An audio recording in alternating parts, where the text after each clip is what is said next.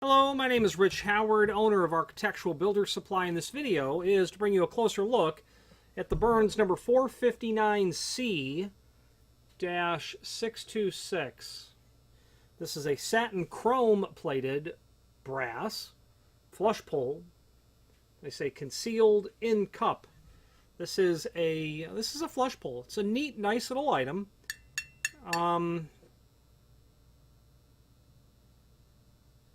Certainly going to be non-ferrous. The fact that it's 626 specifically tells us three things. It's made of solid brass. Number two, it has a satin chrome finish, which of artificial finishes, this is considered the most durable type finish. And a non-artificial finish would be like stainless steel with a satin finish. Number three, it has a lacquer on it. Clear lacquer has been applied to it. I will point out one thing that is very typical of handmade hardware, material that's, trim and auxiliary hardware, when it's manufactured by a company who does nothing other than manufacture goods. You'll very often receive material that might have a little bit of polish still left on it, which is the case with this. And that's not unheard of, and I don't fault the manufacturer at all, quite frankly.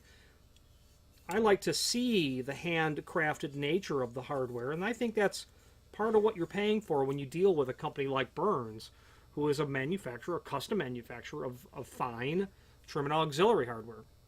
And this flush pole is no exception.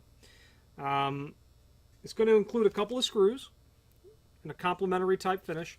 They are also non-ferrous, so be mindful. We don't know if they're brass or stainless. I would have no reason to believe that they're not brass.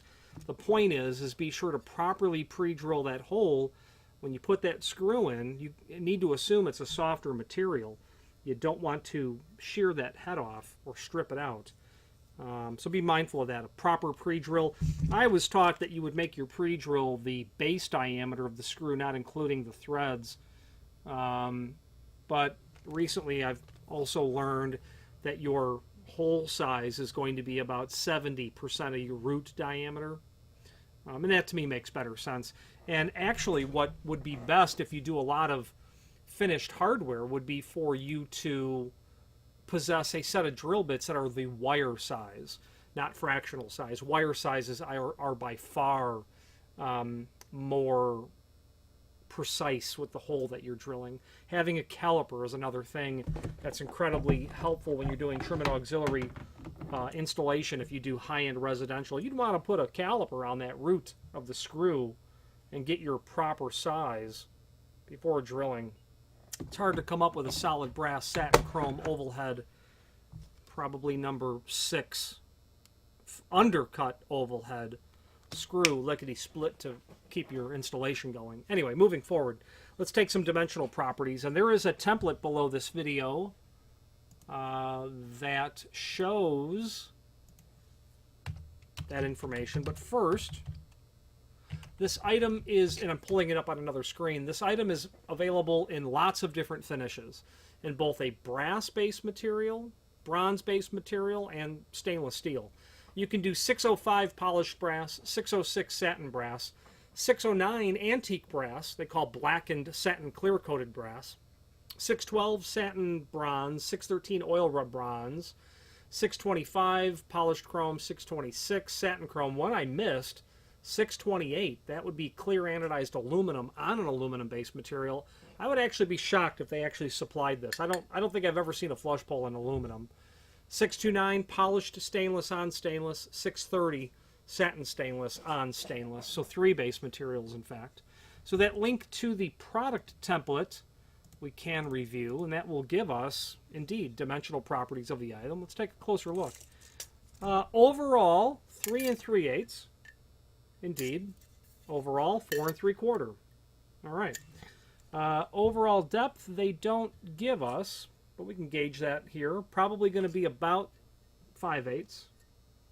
A little bit heavy on that, that's for sure. 11/16 mortise depth, they're saying. I'm going to say that that's a little... oh, no, that would actually be perfect. for your installation of your mortise depth. We'll get to that in a moment. Now, your mortise depth. They want 2 13/16 mortise width. And looking at the tape measure there, I would say you'd have no problem with that.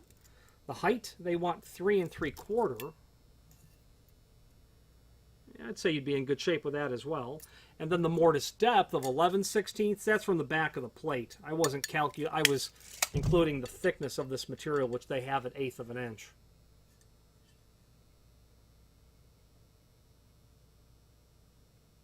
Okay. Installing this, super easy. Obviously, you're not going to want to do it with a hammer and chisel. That'll just take a month.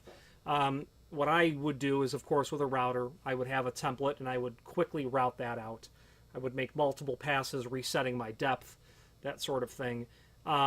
Manufacturing a wood template for yourself is super easy. If you're going to do that, give your spacing such that you can flush it off to the edge of the door and clamp it down. If you want to get real fancy, make yourself a template that will get you maybe off the bottom of the door as well. So you've got a long rectangular template just to help save you the trouble of not only having to measure something, but it will eliminate any error. You know, you'll have complete, perfect, repeatability. If you're doing a job of 10 of them, yeah, you might just take a piece of 3/4 MDF and cut it into a rectangle that might be 4 foot long and 12 inches wide, and put your prep where you want it, clamp it down. You can get your clamps out of the way down here and over here, and route away and be done with it. You can have your depth stop set on your router so that you can make quick and easy work of it.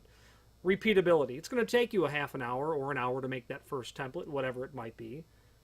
But then forever after, you've got a perfect installation. And if you do it off the bottom of the door and you have consistency with an undercut, you then don't care about the height of your door. 6'8", 7'0", 8'0". Make your door 20 feet tall. It doesn't matter, because that dimension off the finished floor is pretty much going to stay continuous or constant. Speaking of that, you'll want to audit the doors in the area that you're mortising. You might say, well, where do I put it? Well, I put it anywhere you want, but you should probably put it where it will match all of the other heights. And what I really mean is, once in a while, you'll bump into a job where you have a long hallway, door, 100-foot hallway or a 200-foot hallway, but then you'll have some sliding doors. Maybe it's storage. Well, you don't want to have your line of sight interrupted by the unmatched height of this material. In terms of a back set, you put it where you want. I would stick with 2 3/4 to the edge of the door. And getting your fingers, of course, down into this area is going to be the point. So these are certainly used on sliding doors, but they're also used on swinging doors.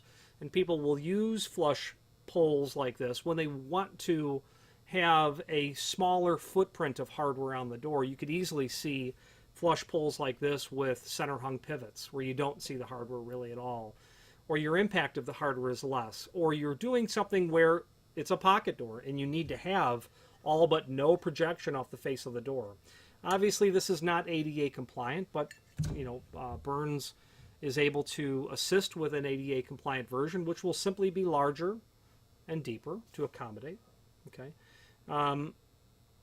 We talked about where you use it, where you put it, how to do it, the balance of the extended description information that's here. We've covered everything. There is finally a link below this video to the manufacturer's page, where you can pull up not only all of the Burns products that we sell, but a link to the manufacturer's website, as well as a link to the full product catalog. I'm partial to Burns, and it's because I feel that they make a good quality product. I very rarely have any trouble with anything that they make. In the rare instances that we do, we almost always have no trouble getting it rectified. I would urge you to review their product line. I think that they do make a quality product that is handcrafted, that is a company that is, at least at this time, independent, owned within a small group of people, I guess. I don't know ownership there, but I know that they're independent, and that permits them to do things, the proverbial rabbit out of the hat, the quick lead time. Something's custom made and I've got to have it. Burns occasionally can help accommodate that stuff, and they can also get out of their published list and do some custom things. I'm sure they would not have a problem if you want powder-coated black on these. I'm sure they'll quote that job. as well. At least I know they can powder coat dark bronze. Any questions on the 459C and a 626 finish or any other Burns product, please feel free to reach out to us. And thank you.